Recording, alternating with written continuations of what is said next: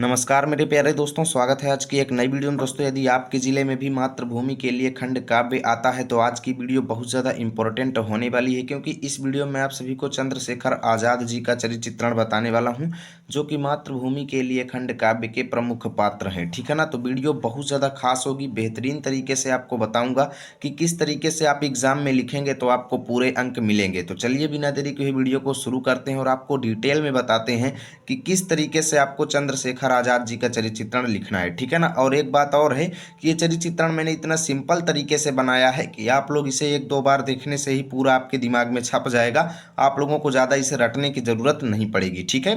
तो देखिए, सबसे पहले आप लोगों को लिखना है कि चंद्रशेखर आज़ाद मातृभूमि के लिए खंड काव्य के प्रमुख पात्र हैं। उनकी चारित्रिक विशेषताएं इस प्रकार हैं। ओके, इतना आपको डिटेल लिखना है। उसके बाद अब आपको हेडिंग बाय हेडिंग लिखना है। पहली हेडिंग डालना है वीर एवं साहसी। इसमें लिखेंगे कि चंद्रशेखर आज़ाद एक वीर एवं साहसी महापुरुष थे। ठीक है। उन्होंने 15 वर्ष की आयु में ही, आप लोग देखिए हिंदी में एक चैप्टर पढ़े होंगे, आज़ादा चंद्रशेखर, अनिवार्य संस्कृत में है। ठीक है ना, कक्षा 10 की अनिवार्य संस्कृत में। तो आप लोग उसमें पढ़े होंगे कि चंद्रशेखर आज़ाद जो है बचपन में ही क्या किए थे कि अंग्रेज जो है उनको पकड़ लिए थे, जिससे उनको कई बार कोड़े से मार रहे थे और उनसे उनका ओरिजिनल नाम पूछ रहे थे, तो वो नहीं बता रहे थे। अपना नाम क्या बता रहे थे? आज़ाद बता रहे थे। ठीक है ना। तो वही चीज़ें यहाँ पर आप बढ़ा चढ़ा करके लिख सकते हो कि उन्होंने 15 वर्ष की आयु में 16 कोड़ों की मार खाते हुए प्रत्येक प्रहार के साथ भारत माता की जय बोलकर अपनी वीरता का परिचय दिया। ठीक है। इससे उनके वीर होने का प्रमाण मिलता है। आप लोग और लिख सकते हो लिखना हो तो। अगली हेडिंग देखिएगा, महान क्रांतिकारी।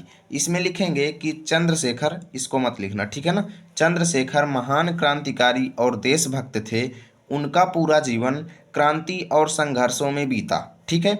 उनके आह्वान पर देश के नवयुवक प्राण न्यौछावर करने को तैयार रहते थे।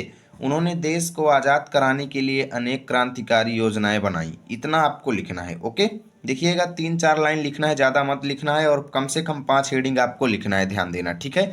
तीसरी हेडिंग डालेंगे देशभक्त। इसमें लिखेंगे कि चंद्रशेखर आज़ाद अपने देश से अत्यंत प्रेम करते थे। उनका सारा जीवन भारत माता की स्वाधीनता के लिए संघर्षों में बीता। ठीक है ना। यानी भारत माता को आज़ाद कराने के लिए संघर्ष करते हुए उनका पूरा जीवन बीता। छात्र जीवन में यानी बाल्यावस्था में ही जलियांवाला बाग हत्याकांड को पढ़कर उनका हृदय तिलमिला उठा। तभी से ही उन्होंने भारत माता को आज़ाद करवाने का संकल्प लिया। देखिए, ये थे चंद्रशेखर आज़ाद जी। ठीक है ना। कि जलियांवाला बाग की जैसे ही वो घटना पढ़े तो भाई उनका हृदय जो है तिलमिला उठा और उन्होंने भारत माता को आज़ाद कराने का संकल्प ले लिया। ठीक है ना।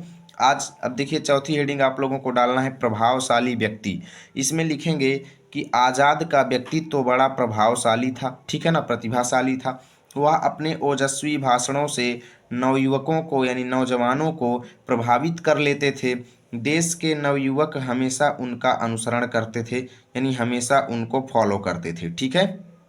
अब आपको अगली हेडिंग डालना है योद्धा। ठीक है। योद्धा, या इसकी जगह पर आप लोग बलिदानी लिख लेना, ज़्यादा बेहतर रहेगा। ठीक है ना, बलिदानी हेडिंग लिख लेना। और लिखेंगे कि चंद्रशेखर आज़ाद एक कुशल योद्धा थे या फिर बलिदानी थे। ठीक है ना। अंग्रेजों के खिलाफ लड़ाई लड़ने में वे कभी भी डरते नहीं थे। ठीक है ना। और उनका डट कर सामना करते थे। बहुत प्रयास करने पर अंत में अंग्रेजों ने उन्हें घेर लिया। ठीक है। परंतु चंद्रशेखर ने अपनी कनपटी में स्वयं गोली मार ली, यानी मरते दम पर भी वो अंग्रेजों के हाथ नहीं लगे, और अंग्रेजों के हाथ में जाने से पहले ही उनके रिवॉल्वर में एक गोली बची थी, जिसको उन्होंने अपनी कनपटी में उतार दिया। ठीक है। और बलिदान हो गए। ये थे चंद्रशेखर आज़ाद और उनकी वीरता। ठीक है। इस प्रकार हम कह सकते हैं कि अब देखिए, यहाँ पर आप लोग निष्कर्ष हेडिंग भी डाल सकते हो, बाकी ऐसे ही लिखें, कोई दिक्कत नहीं है।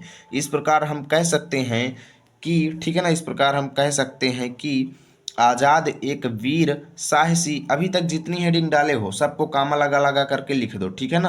वीर, साहसी, देशभक्त तथा प्रभावशाली व्यक्ति थे। ठीक है। इस तरीके से आपको लिखना है, और जितना मैं बताया हूँ ना, इतना अगर आप लिखेंगे तो एग्जाम में आपका टाइम भी ज़्यादा बर्बाद नहीं होगा, प्लस कोई भी एग्जामिनर आपका एक भी अंक नहीं काटेंगे। ठीक है ना। तो अगर आप लोगों को इसकी पीडीएफ चाहिए तो टेलीग्राम पर जाना है, लर्न विथ आरपी लिखना है, मेरा चैनल आएगा, उसको सब्सक्राइब करना, वहाँ पर इसकी फ्री पीडीएफ मिल जाएगी। प्लस अगर वीडियो अच्छी लगी है तो लाइक करना, शेयर करना।